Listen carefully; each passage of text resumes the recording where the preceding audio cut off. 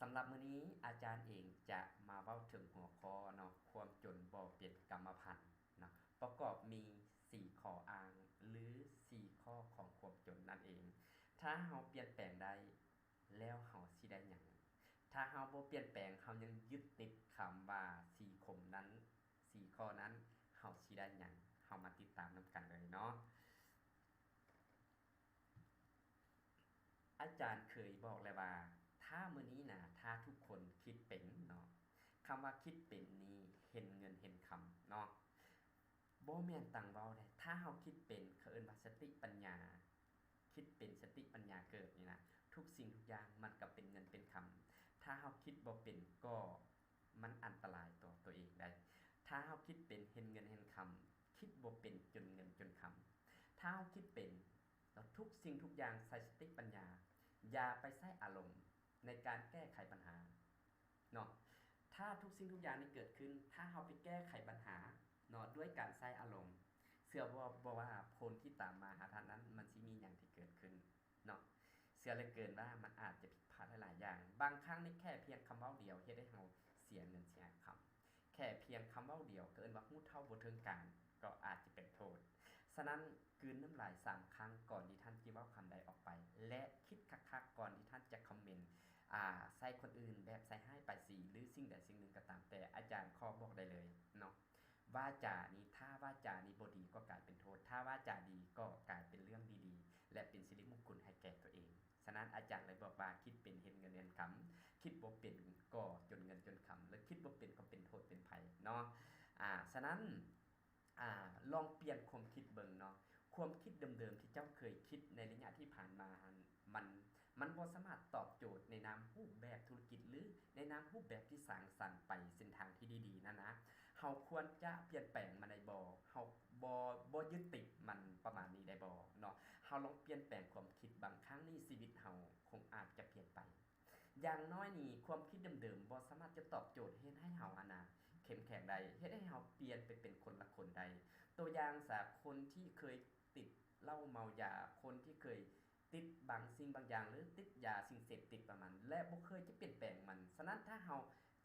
เป็นห่วงมันเฮาหึงมันก็จะอยู่แบบเดิมๆเฮาบ่สามารถจะเปลี่ยนแปลงเป็นอันใหม่ได้ประมาณนี้หั้นนะฉะนั้นลองเปลี่ยนความคิดชีวิตท่านจะเปลี่ยนไปบ่เชื่อนี่ลองเปลี่ยนแค่เพียงเจ้าคิดดีๆเบิ่งเนาะมีหยังมันจะเกิดขึ้นเนาะอาจารย์ก็ลองบอกว่ามื้อนี้เนาะลองมาปรึกษาขอคิดนำกันคำว่าคำตอบของท่านนั้นสิได้มาแบบใดอาจารย์ก็คิดเช่นกันเนาะหลายๆคนอาจจะคิดเช่นกันมื้อนี้อาจารย์บ่ได้เก่งแค่เพียงว่ามาแลกเปลี่ยนความคิดความเห็นนำกันเนาะบางเทื่ออาจจะช่วยกันเติมเต็มเนาะการแบ่งปันความรู้นั่นเองเนาะทีนี้เฮามาเบิ่งอยู่ที่ของกฎของ4ข้อหลายๆคนเนาะพลาดโอกาสหรือหลายๆคนแทนที่เฮาอาจจะไปพบในสิ่งดีๆบางครั้งก็พลาดไปประมาณนี้ตัวอย่างซะอาจารย์ลองลงตัวอย่างซะเฮาได้แฟนดีๆตัวอย่างเฮาพบแฟนดีๆเนาะคนนึงแต่เฮาคิดว่าเฮาจะคั่วเอาเขาเจ้านั้นอยู่กับเฮาไปตลอดชีวิตแต่บางครั้งก็พลาดไปย้อนที่เฮาอาจจะพลาดในการเบิ่งนิสัยหรือว่าการติดตามนิสัยการเอาจิตใจกันบางคนก็ง้อก็เครียดไปประมาณนี้และบางครั้งเฮาก็พลาดแทนที่เฮ้ยเฮาได้คนดีๆอยู่ในกับตัวเองแล้วเป็นหยังมันคือว่าพลาดไปในส่วนระยะนึงประมาณนี้บางเทื่อพลาดไปเฮาก็มาคิดทบทวนอยู่ว่าย้อนตัวเองหรือย้อนเขาประมาณนี้ฉะนั้นโอกาสนี้อาจารย์ขอเว้าถึงทางในนามองค์ประกอบของความรักเป็นนำแน่หรือเพื่อไม่เป็นการที่สมเทียบใส่กันระหว่างรูปแบบธุรกิจแน่บางเทื่อโอกาสสิ่งที่เฮาจะคั่วเอานั้นมันผิดพลาดย้อนเหตุผลใดและมื้อนี้ก็มันเป็นอีก1ที่มาเว้าถึงของ4ข้อของความจนนั่นเองลองประกอบนำกันว่าถ้าเฮาพลาดสิ่งใดหนึ่งแล้ว4องค์ประกอบนี้ถ้าเฮาบ่มี4องค์ประกอบนั้นจะมีหยังเกิดขึ้นถ้าเฮาขาดจาก4องค์ประกอบนั้นมันจะมีหยังจะมีผลหยังกลับคืนมาหาเฮาฉะนั้นติดตามได้เลยเนาะสำหรับบุคคลใดที่ศึกษาในนามรูปแบบธุรกิจในตอนนี้หรือว่ากำลังศึกษาทางด้านใดนึงเกี่ยวกับความรักบ่ประมาณนี้ฉะนั้น4หัวข้อนี้เป็นคำตอบของท่านที่ทุกคนอาจจะต้องการมันเนาะฉะนั้นเฮามาเบิ่งดูเนาะ1ข้ออ้างมาเว้าถึงหัวข้อคำว่าข้ออ้าง4ข้อของเอิ้นว่า4ข้อพาให้เฮาจนเนาะ4ข้อพาที่พาให้เฮาจนนั้นลองคิดเบิ่งอาจารย์ขอยกตัวอย่างคำว่า1เริ่มแรกเลยจนคำว่าจนโอกาสเนาะจ นโอกาสนี้อาจารย์ขอยกตัวอย่างเนาะในเมื่อเฮาเกิดมาในโลกใบนี้แล้วนะทุกคนนี้มีโอกาสที่จะได้ดีกันหมดทุกคนเนาะทุกคนอาจจะมีโอกาสผิดพลาดได้ซึ่งกันทุกคนอาจจะมีความล้มเหลวแล้วลุกขึ้นแล้วต่อสู้ไปอีกดาดหน้า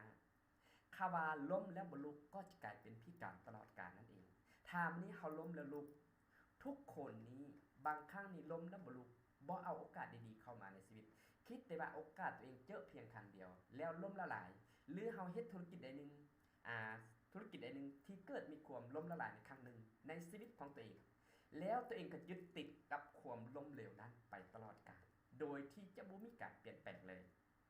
เนาะอันนี้แหละคำว่าโอกาสตัวอย่างซะนักเตะบาสเนาะเตะบาสเป็นลูกสุดท้ายที่จะยิงเข้าโกลบังเอิญล้มเนาะล้มลงแล้วถ้าเจ้าฟื้นดื้อลุกขึ้นเตะซ้ำลูกสุดท้ายเพื่อเอาชนะท่านพร้อมที่จะลุกต่อสู้บ่หรือท่านจะปล่อยให้ตัวเองปราศัยติดกับพื้นไปตลอดกาลเลยตัวอย่างซะมื้อนี้ถ้าเจ้าเฮ็ดธุรกิจแล้วล้มถ้าเจ้าบ่ไปต่อละเจ้าลาบ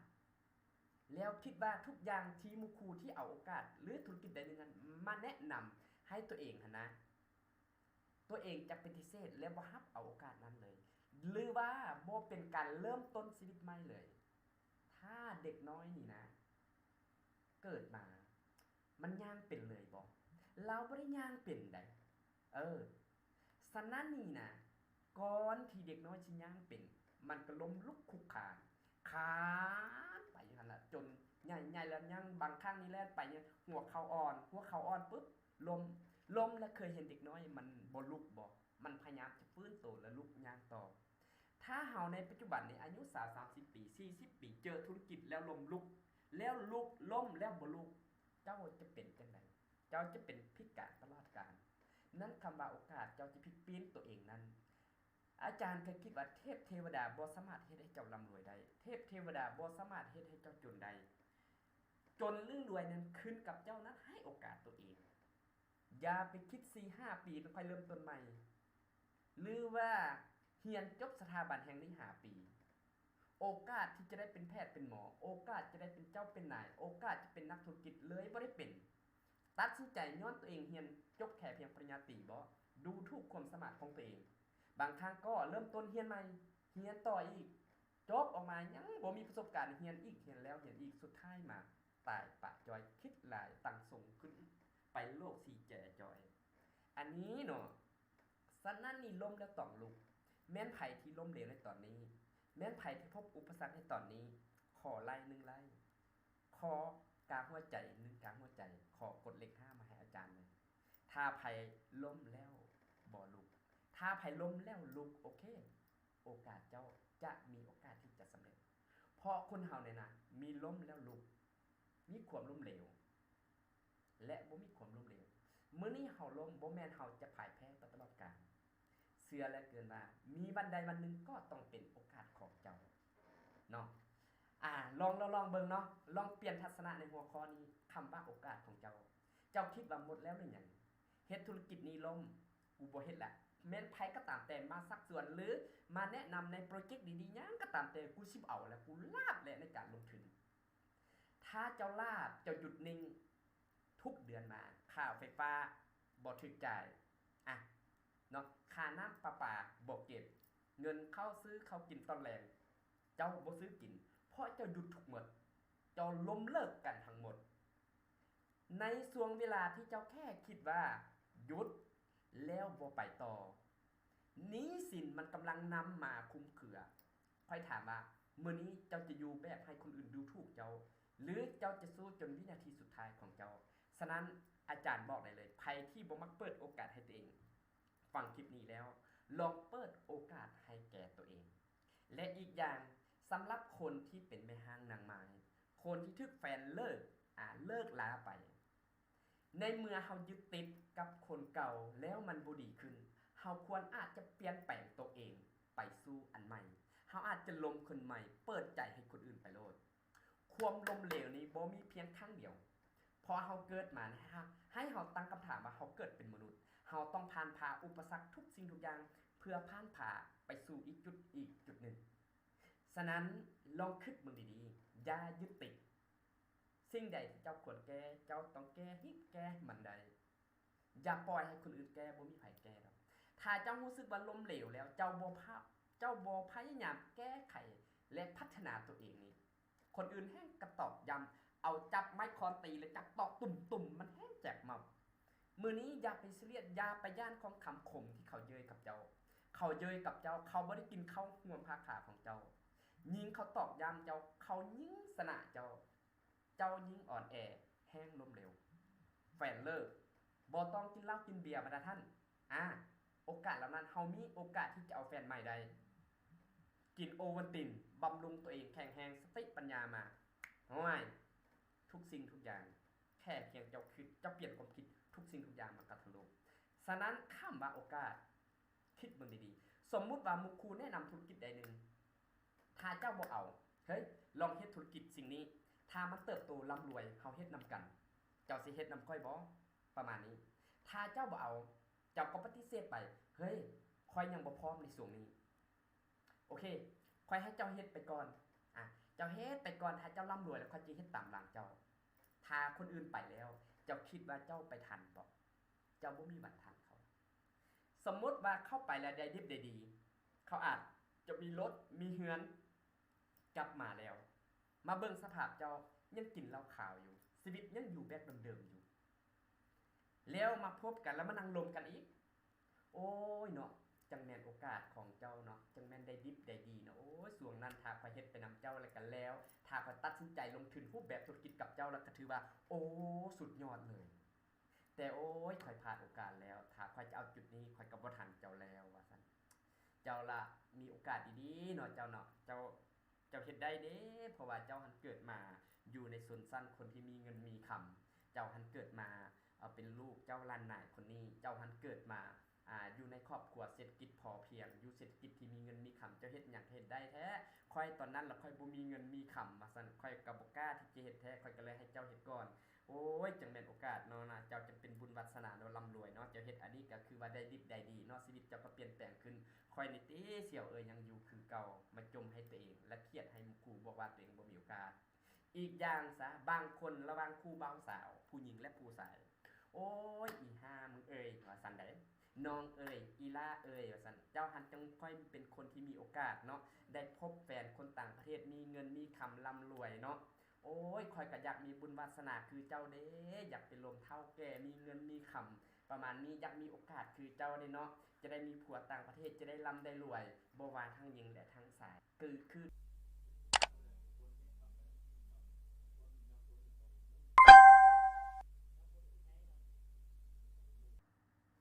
นี้ก็คืออาจารย์เนาะขอยกตัวอย่างเนาะเพราะว่า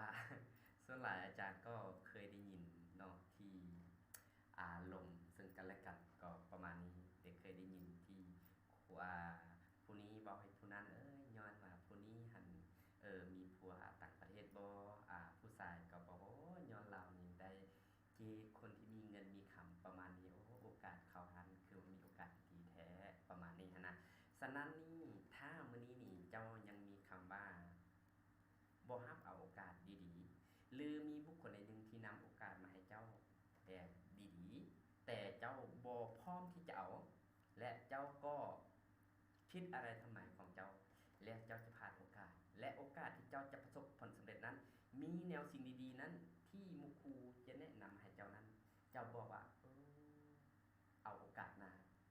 เนาะประมาณนี้และผู้จะบอกว่าเฮ้ยสิ่งนั้นนี่มันดีได้เจ้าก็บ่พร้อมที่จะเอาถ้าเจ้าบ่พร้อมที่จะเอาค่อยบอกได้เลยว่าผิดพลาดแน่นอนเนาะซึ่งในหัวข้อนี้แหละลองคิดเบิ่งเนาะฉะนั้นนี่คำว่าโอกาสที่ตัวเองมีโอกาสทันทีนี่ฮิตครัวเอาเลยอย่าไปคิดหลายเนาะทุกข์หรือจนนั้นเฮาสามารถกำหนดชะตากรรมของตัวเองได้บ่มีไผที่สามารถที่กำหนดได้เนาะทีนี้เฮามาเบิ่งอยู่ที่หัวข้อเนาะหัวข้อที่2คำว่าจนเนาะตัวที่2จนข้อที่2เนาะจนหยังเนาะเคิ้นว่าจนเวลาเนาะฉ สังเกตนะคนที่จนเวลาและหลายคนมีข้ออ้างอยู่เสมอบอกว่าสมมุติว่าซะมีหมู่ครูที่นำเสนอธุรกิจใดหนึ่งเฮ้ยเดี๋ยวนี้นี่มีธุรกิจตัวนี้ได้ดีเด้ในช่วงนี้นี่เขาเติบโตเขากำลังพัฒนา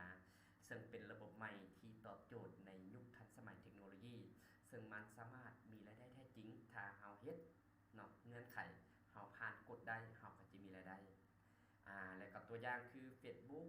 YouTube นี่เขาก็มีเงื่อนไขในการสร้างรายได้แต่เฮาต้องสละเวลานั้นไปไปเรียนนำเขามีคอร์สสอนเขามีการเทรนนิ่งฮู้บ่ว่าสิ่งที่เจ้าจนเวลานั้นเจ้าตอบเข้าไปว่าจังได๋เจ้าบอกว่าเฮ้ยกูบ่มีเวลาไปเรียนกูค่าเวียกในช่วงนี้กูหันใช้เวลาในการทำเรียนม.6 ม.7 หรือค่าใช้เวลาเรียนปริญญาตรีปริญญาโทประมาณนี้ท่านกำลังใช้เวลาชีวิตทั้งชีวิตเพื่อทุ่มกับบางสิ่งบางอย่างแต่ท่านยังบ่ทันคิดว่าถ้าตัวเองเรียนจบแล้วจะสอบหาประสบการณ์หรือว่าเรียนจบใช้เวลาหมดไปจาก5ปีจาก3เทื่อมันก็เป็น15ปีสุดท้ายจบมาได้แค่ทฤษฎีแต่มาเว้าถึงประสบการณ์ท่านอาจจะบ่มีแล้วทุกมื้อในการสัมผัสเรียกเขาล้วนแล้วแต่ซอกหาคนที่ประสบการณ์สุดท้ายมาเจ้าบ่มีประสบการณ์แล้วเขาก็บ่เอาเห็นบ่ชีวิตทั้งชีวิตที่เจ้ากำลังทุ่มกับมันแต่เป็นหยังในช่วงที่เฮาเรียนไปนำเป็นหยังเฮาคือบ่ใช้พรสวรรค์และพรแสวงไปเรียนกับเขาเนาะลองเรียนทักษะวิธีอบรมลองเรียนทักษะวิธีเว้ากับเขามึงดูลองเก็บเบิ่งและอีกอย่างนึงคำว่าทุกมื้อนี่นะเจ้ากำลังแล่นนำเวลาบ่ได้ท่าของเจ้าเพราะเข็มวินาทีมันจะปิดตลอดถ้าเจ้าวิทย์แค่เพียง5นาทีเชื่อเหลือเกินว่ามันพลาดชีวิตทั้งชีวิตตัวอย่างเขาบอกว่าซ่า5นาทีดีกว่าเป็นผีเฝ้าทาง เนาะฉะนั้นถ้าเฮาแล่นนำเวลาเจ้าลองคิดเบิ่งว่ามื้อนึงคนเฮามีเวลา24ชั่วโมงซ้ำกันมื้อนี้เขาตั้งใจเอาบางสิ่งบางอย่างมาพรีเซนต์ให้เจ้าฟังเขาเสียเวลากับมันเพื่อเขาทุ่มเทที่จะแบ่งปันในสิ่งนี้สิ่งดีๆนี้ให้แก่เจ้าพอดบอกว่าเฮ้ยข้อยบ่มีเวลาข้อยขาเวียกในส่วนนี้และเวลาข้อยบ่เพียงพอที่ข้อยจะมาเรียนด้านนี้และข้อยบ่มีเวลาพอที่ข้อยจะมานั่งฟังเจ้าและข้อยบ่มีเวลาเข้าคอร์สห้องประชุมและข้อยบ่มีเวลาไปนั่งฟังเจ้าอธิบายแต่ความจริงนั้นเวลาเฮามีเท่าเทียมกันเวลา24ชั่วโมงแต่สำหรับอาจารย์เองนะบ่ได้ซีเรียสที่เจ้าจะบอกว่ามีเวลาและบ่มีเวลานั้นบ่ได้ซีเรียสอาจารย์เบิ่งที่วันที่30ของท้ายๆเดือนเนาะแต่ละมื้ออาจารย์จะทักถามเจ้ามื้อนี้มีเวลาไปนั่งฟังคอร์สเขาสอนวิธีตัดต่อ YouTube บ่มื้อนี้มีเวลามานั่งคอร์สวิธีเขาสอนการยิงแอดยิงโฆษณาสร้างหารายได้บ่ YouTube บ่ Facebook บ่เขามีเงื่อนไขเขามีกฎมื้อนี้เจ้าลองไปเรียนทักษะวิธีการอบรมกับคนเพราะเงินนี้อยู่กับคนถ้าเฮาบ่มีเวลาไปเรียนกับมันแล้วยามใดเฮาจะเรียนรู้เฮามีแต่เรียนรู้ตามหลักสูตรของการที่สอนการเป็นครูแต่เจ้าบ่เรียนหลักสูตรของวิธีการหาเงิน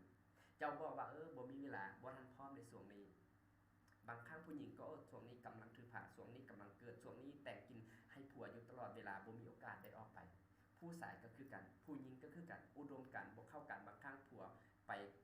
ขึ้นภูเมียลงห้วยบ่สามารถอุดมไปนำกันบางครั้งก็เกิดมีการเลิกลาใช้เวลาคู่ชีวิตอยู่นำกันก็เช่นกันฉะนั้นนี่เจ้าสิใช้เวลาไปทางใดก็ตามแต่ถ้ามื้อนี้นี่เจ้าเวลาที่เจ้าใช้ไปในฮอดท้ายเดือนมาค่าน้ำค่าฟืนค่าไฟยังบ่พอจ่ายเจ้ายังมีกังวลทางด้านการเงินเจ้ายังซีเรียสทางด้านการเงินแต่สำหรับผู้เว้านี่ถามว่ารวยบ่อาจารย์บ่ได้ทันรวยแต่ก็ใช้วิชาชีพในการเส้นทางออนไลน์พอคุมอยู่คุมกินซึ่งมันเป็นผลดีที่ว่าในยุคนี้เฮาลองมาเรียนทักษะมีเรียนอบรมและแลกเปลี่ยนความคิดความเห็นนำกันซึ่งมันเป็นข้อที่ดีที่สุดเลยที่เฮาจะมาฝึกพรสวรรค์และพรแสวงหาไปพร้อมๆกันเนาะอย่าในสิ่งที่บ่มีตัวตนฉะนั้นเวลาเจ้ามีเท่าเทียมกันมีเวลา24โมง24ชั่วโมงหรือว่าอาจารย์มี32โมงหรือเจ้ามี16ชั่วโมงเฮามีเวลาเท่าเทียมกันแค่เพียงเจ้าจัดตัดตารางเจ้านั้นบ่ถึงและบ่ตรงกับเวลาว่าเจ้าสมควรตอนใดเวลา 7:00 นเช้าเจ้าเฮ็ดหยัง 8:00 นเจ้าเฮ็ดหยัง 8:30 นาทีเจ้าเฮ็ดหยังเจ้าลองแต่งตัดตารางแล้วมาติดฟ้าเรือนเบิ่งแล้วลองเบิ่งลองคิดแล้วลองเบิ่งตามจินตนาการเวลานี้มันหมุนเวียนที่บ่มีการรอคอย สียเวลากับบางสิ่งบางอย่างเพราะเป้าหมายของการใช้เวลาของคนเฮาต้องกำหนดให้มันชัดเจนอายุ21ปีเฮ็ดหยังตั้งแต่21หา25ปีเจ้าเฮ็ดหยังเนาะตั้งแต่25ฮอด30เจ้าเฮ็ดหยังแต่30ฮอด35เจ้าเฮ็ดหยังฮอด40ปีแล้วถ้าชีวิตเจ้ายังบ่ทันดีขึ้นมือเจ้าอาจจะนอนกายในภาพไปตลอดชีวิตอันนี้คืออาจารย์ให้ข้อคิดไปคิดอีกเบิดฉะนั้นเวลาสำคัญเจ้าควรแบ่งเวลามาถูกต้องยามใดจะบอกว่าขออ้างเจ้าบ่มีเวลาแต่สุดท้ายในเวลาที่ค่อยสักส่วนสิ่งใดหนึ่งให้เจ้ามาเฮ็ดในสิ่งที่ดีเปลี่ยนแปลงชีวิตเดิมๆเวลาเดิมๆของเจ้าใช้มาทั้งชีวิตบ่สามารถตอบโจทย์เฮ็ดให้เจ้านั้นมั่งมีสีสุขใดแต่ในชีวิตในช่วงที่ค่อยกำลังถ่ายทอดหรือส่งสิ่งใดสิ่งหนึ่งเวลาที่ค่อยบอกเจ้าไปเจ้าบอกว่าบ่มีเวลาแต่ความจริงเจ้าใช้เวลากับมันหันลิ้นกับโทรศัพท์ตลอด24ชั่วโมงหรือลิ้น WhatsApp Facebook หรือแชทหาหมู่คู่อะไรทำไมส่วนกันไปนี่ไปนั้นแล้วก็ตอบเอาหัวจุ่มใส่กันเวลาของเจ้าใส่แบบนี้สุดท้ายมาโอ้ยยืมเงินแหน่เอ้าเป็นหยังคือว่ายืมเงินตอนที่ค่อยใช้เวลารวมกับเจ้าเพื่อเรียนรู้กับบางสิ่งบางอย่างเจ้าบอกว่าบ่มีเวลาแต่ฮอดท้ายเดือนมาค่อยยืมเงินเนี่ยเดือนนี้เงินค่อยบ่ทันและค่อยอยากถามว่า30มื้อนั้นเวลาของเจ้าเอาไปเฮ็ดหยังเจ้าบอกว่าเอาเวลานั้นไปหาเงินในแต่ละมื้อของเจ้าแต่คำตอบของคำสุดท้ายเวลา30มื้อจึงเห็นผลนี่แหละเขาว่าข้ออ้างของคนที่บอกว่าบ่มีเวลาจื้อไว้ดีๆฉะนั้นถ้าเจ้ายังมีข้ออ้างแบบนี้ยามใดก็ขาเวียยามใดก็บ่มีเวลายามใดก็บ่พร้อมนั่นแหละข้อจนข้อที่2เนาะที่จะตามจะไปฉะนั้นเฮามาเบิ่งตัวที่3เนาะตัวที่3คือว่าจนเงิน โอ้หัวข้อเหล่านี้นี่หลายๆคนเขาบอกว่าบ่มีเงินและจนเงินนั่นเองฉะนั้นหัวข้อนี้บ่แปลกเลยเนาะ บางครั้งสิ้นเดือนก็สิ้นใจบ่ว่าทุกกรณีบ่ว่าเฮ็ดเวียกงานใดมันแย่อีหลีบ่นะท่านเนาะกระเป๋าเงินแปรอาจารย์ก็เคยเป็นอยู่เนาะบางครั้งก็บ่มีเงินจักกีบแต่ก็เฮ็ดแนวใดก็ตามแต่แค่เพียงเฮาถึงเฮาบ่มีเงินเฮาก็คิดบวกเอาไว้เนาะมันจิ้มนำในสิ่งดีๆมาหาเฮาฉะนั้นเป้าหมายทุกคนนี่ก็คือเงินแต่ถ้ามื้อนี้เจ้าตอบคำว่าบ่มีเงินก็บ่แปลกเลยเพราะเจ้าย่านบางสิ่งบางอย่างตัวอย่างซะหมู่คู่อยู่หอพักเดียวกันนะเสี่ยวว่าซั่นขอยืมเงินได้แม่เสี่ยวบ่เจ้าตอบเราไปว่านะเจ้าบอกว่าบ่มีเงินแต่ความจริงแล้วเจ้าบ่ได้สอบหาเหตุผลเจ้าบ่ได้สอบหาเหตุผลกับเราบ่เจ้าบ่ได้ถามกลับคืนแล้วเฮ้ยเจ้าถามเงินนี้มีความจำเป็นหยังบ่เจ้าบ่เคยถามเพราะเจ้าจินตนาการออกมาย่านหยังย่านครูสิยืมถ้าเจ้าบอกว่ามีแม่มันสิยืมถ้าเจ้าบ่ให้มันแม่มันก็สิเสียใจถ้าบอกว่าบ่มีแม่แล้วก็บ่ถามต่อเพราะเจ้าบ่อยากมีเหตุผลเชื่อบ่ว่ามื้อนี้ถ้าเจ้าลมกับคนนั้นเจ้าบ่มักตั้งคำถามเจ้าบ่โอ้ลมกับเขาบ่มีคำถามแลกเปลี่ยนกับเขาคำถามใดนึงตอบปุ๊บและจบปุ๊บนั้นเป็นคนที่บ่มีเหตุผลแค่เพียงเอิ้นว่าเป็นคนที่เห็นแก่ตัวเท่านั้นฉะนั้นนี่เจ้าจะย่านเกินไปเนาะคำตอบที่คนที่จนบ่มีเงินคือคนที่ย่านที่การเอิ้นว่าซีเรียสเรื่องเงินวุ่นวายเรื่องเงินสถานะการเงินแม่นอันตรายที่สุดเนาะและอีกอย่างนึงก็บ่แปลกเนาะที่เจ้าบอกว่าจนเงินและบ่มีเงินมันก็เป็นปัญหาอย่างนักคนอื่นไปกินก็บ่ได้กินคนอื่นไปเที่ยวก็บ่ได้เที่ยวคนอื่นเฮฮาปาร์ตี้ก็บ่ได้ไปตัวเองจงมาซีเรียสแล้วทีนี้เวลาในช่วงที่บ่มีและซีเรียสนั้นฮู้บ่ว่าเจ้าหันปฏิเสธหลายสิ่งหลายอย่างโอกาสที่เข้ามาในชีวิตเจ้าก็ปฏิเสธเจ้าบ่เคยแสดงความสามารถของตัวเองเฮ็ดบางสิ่งบางอย่างที่ดีที่สุดแต่ความจริงแล้วมีวิธีเนาะมีวิธีหลายวิธีเนาะลองคิดเบิ่งคำตอบของคนที่บ่มีเงินนี่อาจารย์บอกว่าขออ้างหลายที่สุดตัวอย่างซะอาจารย์ลองว่าเอ้ยเจอรูปแบบธุรกิจตัวนี้นะมันลงทุนนี้ระดับนี้2-3 แสนกีบนี่1แสนกีบนี่ตัวเป็นเฮ็ดเป็นตาเฮ็ดได้บ่โอ้ยมึงเอ้ยมึงจะไปคิดแบบนั้นแหมว่าซั่นคันเขาเฮ็ดแล้วเขารวยนะคนลาวเขารวยหมดแล้วเขาอาจจะมีคำเหล่านั้นขึ้นมาฉะนั้นในส่วนที่เราเวลาที่ถามเงินปุ๊บเราบอกว่าบ่มีเงินแต่ความจริงเงินเหล่านั้นเราไปกินเหล้ากินเบียร์ถ้าเอาส่วนเรื่องการลงทุนเฮ็ดอันนี้อันนั้นเราก็บอกว่าบ่มีเงินแต่ตอนแรงๆมาเสี่ยวมาแม่กินเบียร์กูเลี้ยงล้าน1 2ล้านหมดเงินแล้วได้100,000 200,000ฮู้บ่ว่าเจ้านำใช้คุณค่าของเงินเจ้าบ่ฮู้คุณค่าของเงินเจ้าก็ใช้เงินไปลักษณะแบบนั้นและเฮ็ดให้เห็นบ่เฮ็ดให้การใช้จ่ายของเจ้าฟุ่มเฟือยเกิดขึ้น และเจ้ามาจมคำว่าบ่มีเงินคันเว้าเรื่องการเฮ็ดธุรกิจหรือหมู่คู่ส่วนนั้นไปเฮ็ดในสิ่งที่ดีเจ้าก็มีข้อปฏิเสธและข้ออ้างไปทันทีบ่มีอาจารย์ขอยกตัวอย่างอายุ20-30 ปีมีบ่คนคู่นึงที่ไปถามว่าเจ้ามีเงินบ่เจ้าตอบว่าบ่มีอาจารย์บ่ได้เชื่อถ้าบ่แม่นข้ออ้างถ้าเจ้าเปลี่ยนความคิดเหล่านี้นี่เจ้าคนที่ฉลาดเขาจะบ่ตอบว่าตัวเองนั้นบ่มีเนาะเขาอาจจะถามคืนไปบ้างเจ้าต้องการเงินเท่าใดหมู่คู่ถามมาเงินเจ้ามีบ่มีและตั้งคำถามขึ้นว่าเจ้าต้องการเอาไปเฮ็ดหยังประมาณนี้ทีนี้ในส่วนที่เขาถามนั้นเจ้าจะรู้เหตุผลเลยเฮ้ยค่อยเป็นหวัดค่อยเป็นไอเฮ้ยสุขภาพค่อยบ่แข็งแรงค่อยๆยืมเงินได้ซื้อยุกซื้อยาเนี่ยอย่างน้อยเจ้าก็รู้เหตุผลเขาถามอันนี้เจ้าบ่ได้ถามคืนเจ้าตอบว่าบ่มีแล้วเจ้าก็ปิ่นหลังนี่เลยแสดงว่านั้นคือเจ้าจะบ่ได้คำตอบของคนที่บ่มีเงินมันเป็นแค่เพียงข้ออ้างถ้าเข้าใจอุดมการณ์คือกันใจถึงคือกันในสิ่งที่เจ้าเว้าออกไปนั้นเขามักเขาอาจจะลงทุนทันทีเกี่ยวกับเจ้าฉะนั้นนี่คือข้ออ้างอาจารย์บอกว่าถ้าสิ่งใดที่เขามักปาดงกงกฎพุ่นเขาก็ไปฮอดไปถึงถ้าสิ่งใดที่เขาบ่มักแม้แต่เส้นทางปูยางไป